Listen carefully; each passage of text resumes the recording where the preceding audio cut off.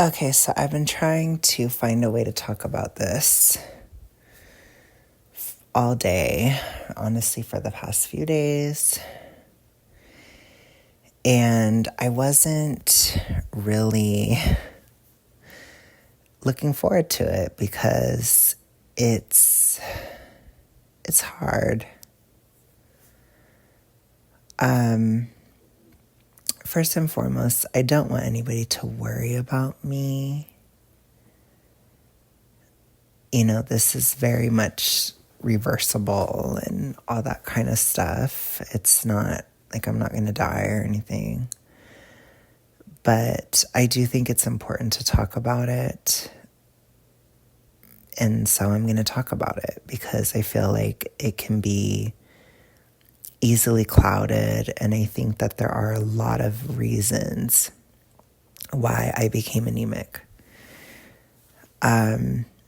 So anemic that I can visibly tell that I'm anemic, which means it's pretty bad, honestly. But basically it all started when I got a comment, I think on Thursday. And it kind of made me look at things because I was talking about how tired I was in this era of weight loss. And I am. I'm really, really, really tired. And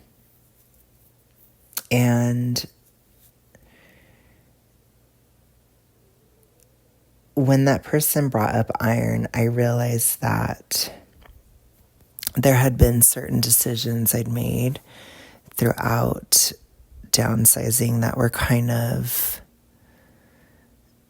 less iron friendly, you know, and it's something that happens slowly over time. So I was like, you know, hamburger is too many calories. So I'm not going to have it. Steak costs too much. I can't have it that often.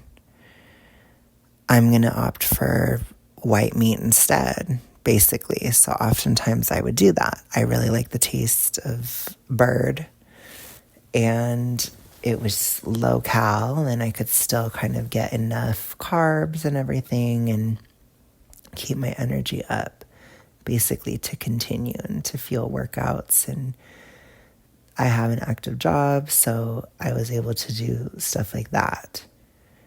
Now, if we take it all the way back to the beginning, like if we go really, really far back, I was visibly anemic in 2021 as well, but it was one of my many, you know, dying symptoms that were related to my extremely severe hypothyroidism at the time. And it had to do a lot with, you know, having low stomach acid and not being able to digest iron very well or absorb it very well.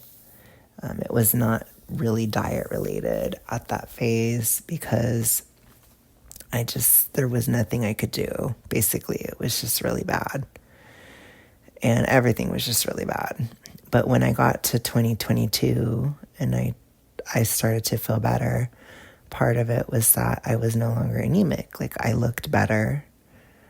Life came back to my face and everything, and I looked, you know, really huge, but I looked healthier, and my thyroid was a little bit more manageable within maintenance and all of these different aspects, which then led me to pursue intentional downsizing throughout the end of 2022.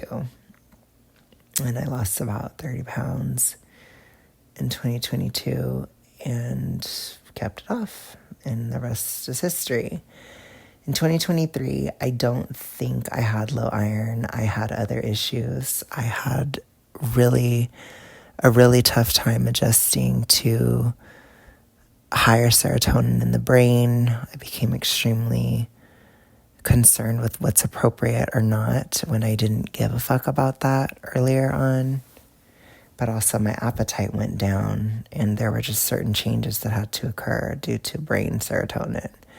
At the same time, I was going through peripheral serotonin withdrawal a lot in 2023. So I had a lot of moments where my hands would twitch, and I had moments of numbness and stuff, like in my feet and hands due to swelling around the joints, and I would get positional vertigo, and from my neck, if I turned a certain way, I'd get really dizzy, and it was tough. It was very tough physically. You know, my workouts, I was extremely sore after my workouts. Like, it was really hard. I had panic. I have panic attacks pretty often. I had ideation in 2023. Like, I had a lot of issues. And then I had a whole ass identity crisis due to all of these crazy hormone fluctuations, as well as a horrific armpit rash that smelled like Parmesan cheese, where my armpits were basically raw all of the summer of 2023. It was really bad. So when I talk about like my SMO era and stuff, it was rough. It was super, super rough. And I had a lot of stuff going on physically, so I couldn't really I don't think it was iron during that time. I'll put it to you that way. I think there were just so many issues at the time. I believe I was pre-diabetic at the time as well. There was just a lot going on. I didn't have high blood pressure though, but I did have high blood pressure in 2022, in late 2021. So I just had a lot of issues, honestly. So it was crazy. Going into 2024, I started to develop some restlessness. I think I was starting to have a slightly lower dopamine in the beginning of 2024, just because I wasn't going to the gym. And I think it was creating restlessness. I was having nightmares. Serotonin related nightmares during 2024 and in the beginning of the year. And it was tough. It was really tough. And I was very, very hypo in 2024. And in the winter especially, it was really rough. So I don't think it was iron, Now, where that began to change was after the chaos of my tortured era and my life being really chaotic and me feeling extremely overwhelmed and things changing and processing all the psychological stuff and the listlessness of it all and everything. When I got to my bra era, basically when I got towards August, I noticed I was having a lot of hair falling out. A lot. And I chalked it up to a long-term deficit. I had been in a deficit for 8 months by that point, which was, longer than I'd ever done. And I looked it up online and it was like, well, you have a deficit. You tend to lose your hair, or your hair starts to fall out. And it was really drastic during that time. And it was really bad. I was losing my hair probably from August all the way till February. Pretty rough. And so I was like, okay, I don't know what's going on, but I'm guessing it's just weight loss related. So in retrospect, I think that when my hair started falling out, that's when I started to have low iron, which it coincided with my low dopamine era, which is interesting because as I got to class 1 obesity, I started to have low dopamine symptoms around the same time.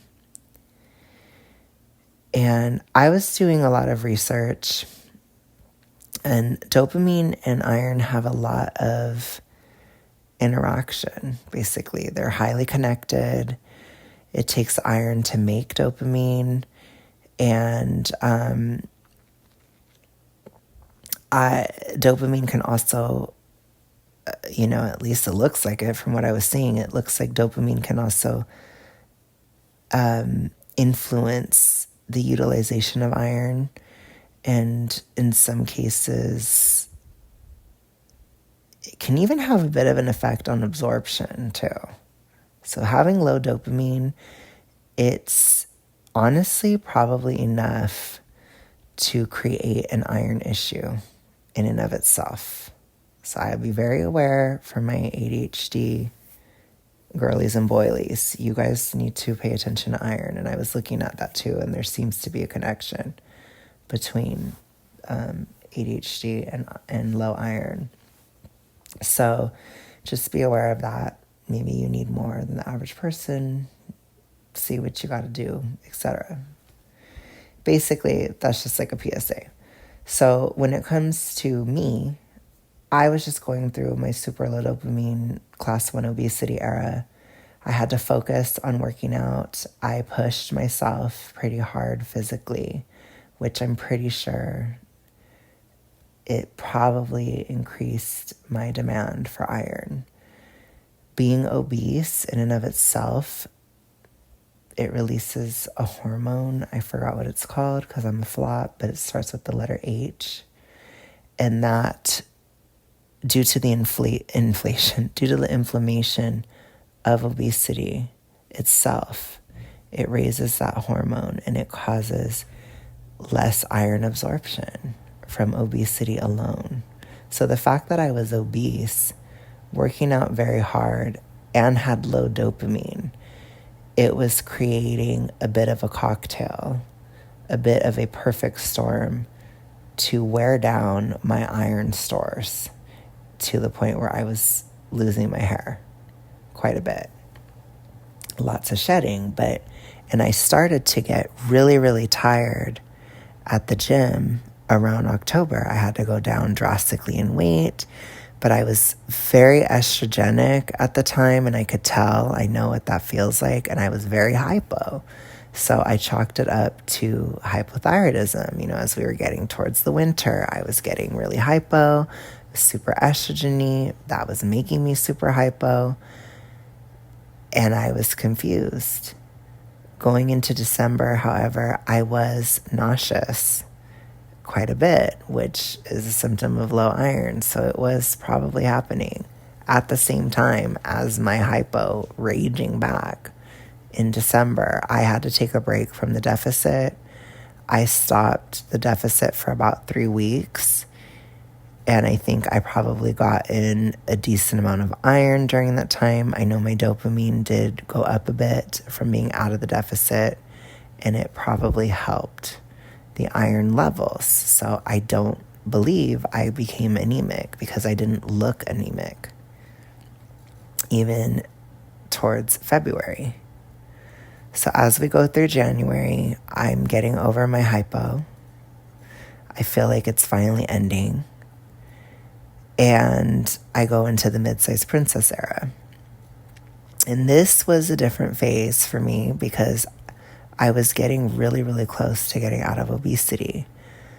My dopamine hit the fucking floor in March. It was really bad. And you guys know, my mood was terrible. I was extremely bored. I couldn't enjoy anything. Like, it was the lowest my dopamine had ever been in my entire life. And I swear that probably set up my impending anemia. So combined with all this is a need to be strict within the diet, which leads to having less calories and having diet culture influences hit me even harder. I also started having a massive craving for eggs during this time, which eggs have some anti-iron qualities. I wasn't eating them with every single meal. I would try to avoid eggs with the meat that I was having that day. And I tried my best, but I was in a pretty strict deficit, and I'm going to the gym and I'm working out hard, and I'm pretty sure that was also increasing my need for iron, or my demand for iron, as well as the super low dopamine that I had to go to the gym for in order to try to combat and fight in March, was super, super tough. So I went to LA in March and I ate out of a deficit, and I had a lot of like shrimp and stuff. I had a lot of seafood when I was there. And it helped because it had a lot of iron in it, but it made my mood even more sour in a way, which is weird, while I was there and stuff. And it was just so weird. It was the weirdest time. I hope I never feel that way again. Like, honestly, it was horrible. But I think that little bit of iron from being out of the deficit for a bit, it did help me. So I felt a little bit better when I got back in the swing of it. And I was able to kick obesity in the ass for the final time in April. So I got out of obesity in April.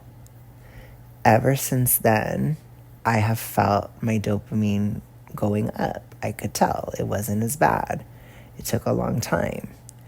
You guys may remember, towards May, I stopped being as crazy. I entered my Lauren Conrad era. Like, I was getting more stabilized. I was having less of a conflict-oriented mindset. I was getting a little bit less competitive and less bitchy during that time. And I was only dealing with like setting boundaries and stuff with some of my audience, but it was very isolated. It wasn't like a constant fighting vibe. I was starting to settle down a bit. But I think it's especially during these last 3 months, from April to July, that my anemia formed. And I think it has to do with the fact that my dopamine went up, and it probably sucked up all the iron that was left in my body. So I have my mid-sized princess pictures, and it looks like a journey for developing anemia. Because the first picture, I don't look anemic, and the last one, I look really anemic. And the one in the middle, I look semi. So I feel like it's just a combination of all of those factors. Being obese, already setting me up for not absorbing as much, working out hard, the low dopamine issue, gaining muscle in the mids, and all of it to get out. It basically took up all the iron I had. And that's what I think happened.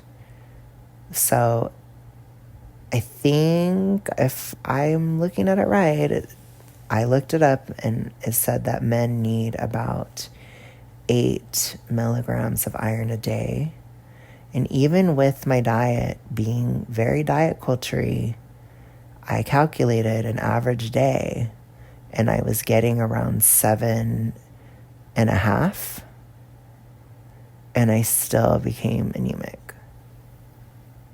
So I think that with all the factors put together, I don't know if this was possible to avoid because of everything I had to do to get out of obesity. And then, of course, dealing with the overweight phase too, which I'm at the very, very end of right now. But I have proximity to not being overweight, which is why I launched this era. But basically in June, I got very, very tired towards the end of June. I was exhausted. And going into July, I was really tired, extremely tired. And it basically, even when I went to LA, I took a breather from the deficit. I came back and I was still exhausted. And that's how I knew that it was a hypo. Because it's like I'm in the dead of summer. I'm not in a deficit. This isn't hypo anymore. This is something else. So enter that comment. And I thought about it and I was like, oh my God, it might be iron related because I'm not getting tons of iron. I'm not getting 0, but I'm not getting tons. And looking at the hormone interactions, I can see that it made it basically impossible for me to get enough iron with all of the factors put together. So, where am I at now? I'm anemic. I can tell. I can see it. I showed you guys the picture of my eye in the thumbnail. My tongue is not the right color it should be. My hair is a disaster. I'm exhausted. I have tingling in the hands and feet, shortness of breath, all of it. Restlessness at night and stuff. I have it. It's in my legs and stuff. It's not terrible, but it's there. It's like lightly there. And after that comment, I felt really bad. I felt guilty. I felt like a failure. I felt horrible. And I didn't want to let anybody down and stuff. And it's just, I know it's weird. And I just was terrified of bringing it up because it's like, I know it's not something people want to hear. And it's not like rainbows and sunshine. And it's not like it's not, it likely has to do with the fact that I've been losing weight. And how hard I've been pushing. And it's not a crazy deficit. So it's like, it's something that was just kind of going to happen. And after looking at the hormone interactions and stuff, I could see that and I didn't feel as bad. But then I was like, I have to tell people that this could be an issue. Because it's really hard to get enough iron when you're obese, period. It's difficult. And you often have to work out and you have to do things to get out of class 1. It's not a super passive phase. It's tough. It's not as bad as when I was super morbid. That was crazy. But it takes effort. You have to push your body. And so I don't know if everybody could avoid something like this. Maybe if you had tons of iron, but if you're in a deficit and strict, then maybe something else will falter. Maybe you won't get enough vitamin A. Maybe you're going to struggle with, some other nutrient. And so it's difficult. It's difficult price-wise. It's difficult practically. It's difficult physically. It's like, will you have enough energy if you go low carb, for example? Can you do it? These are kind of the questions that come up. And where I'm at today is my dopamine is normal again. I can tell it's not bad. So it's not going to affect my iron anymore. I'm not obese anymore. So obesity is not going to release that H hormone more so. That makes iron absorption harder.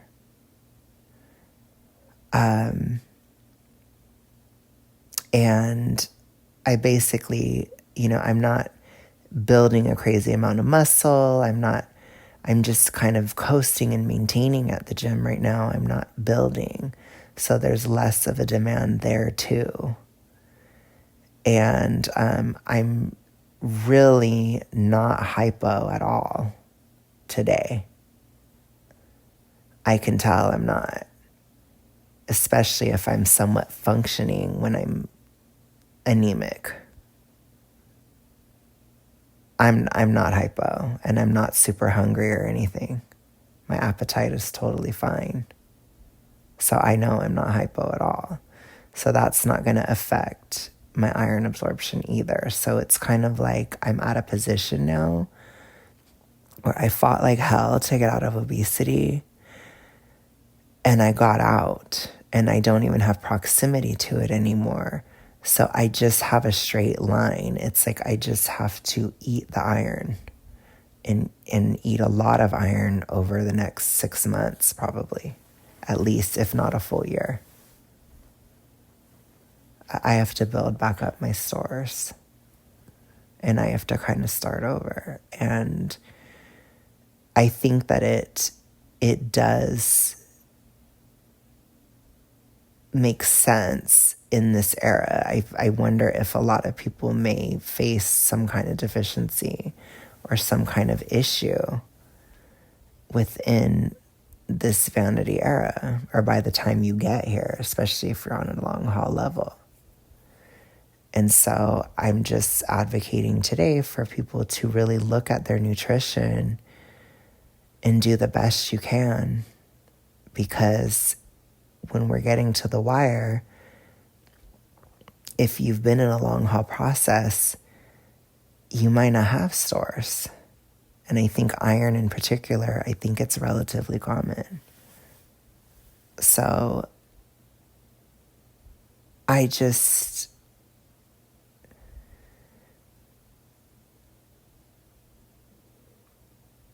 had to share this because I want to be honest with you guys.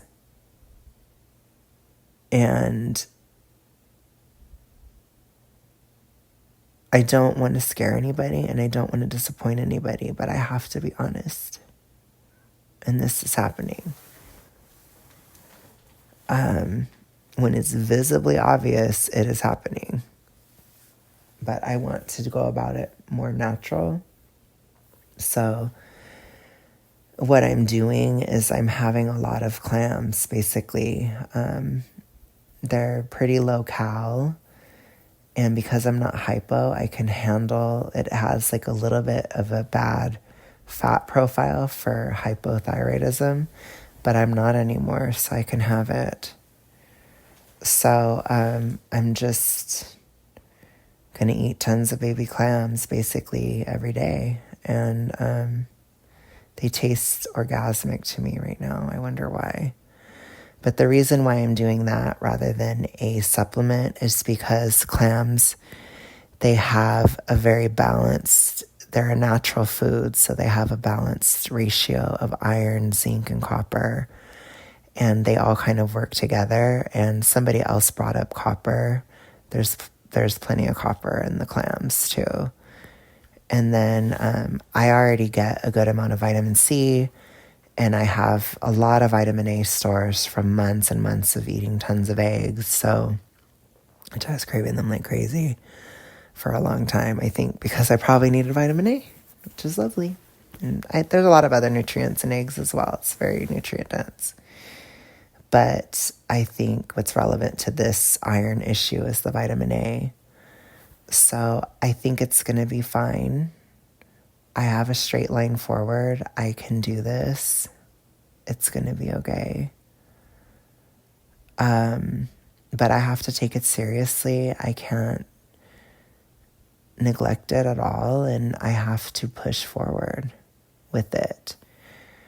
What I will give as my last part of this, the hope, is basically that I already had an easier workout on Sunday just from a couple days. If not, I think 2 days. I think I had them Friday and Saturday. And by Sunday, I already felt better at the gym. It was easier. So that's also a really good sign. So I have a feeling that I will feel drastically better probably within 2 weeks or about 2 weeks, and I'll probably look better Like, I probably won't look anemic within like 2 months. So like November, that's what I'm expecting. And then my hair, my poor fucking hair, will probably improve by like March. So it's going to be a journey. For sure. This is definitely something that's going to be happening over the next 6 months. And I will share my progress with this as the time goes on. And I hope it doesn't freak anybody out or anything, you know. But yeah, that's basically the tea. It's a long explanation, but I think it requires it because it is serious, but it's reversible. So, and I'm going to take care of it, and I'm going to be dedicated to it. You guys know I have that in me. So the last thing I will say is it's weird how you kind of feel worse when you start having iron more. It's like my body is like fiending for it, and it's like it's interesting. And I was looking at like forums and stuff, and people say that they feel worse sometimes when they take their iron. So I'm like, that's so interesting, because I do feel a little bit worse in some ways, but I do overall already feel less fatigued. So I'm going to be okay. But I will keep up with you guys. I'm sorry I couldn't post. I have to edit what I'm going to post tomorrow. So I'm going to go ahead and post it tomorrow. I meant. So I will talk to you guys later. I am also going to have it in isolation. I just want you guys to know, like, I know what to do. So I'm going to have the iron mostly in isolation with orange juice and stuff like that. So I know, but I appreciate you guys saying it, because like talking about how you can't mix it with certain things, because it helps other people see it too. So I appreciate you guys so much. I will talk to you guys tomorrow. Bye.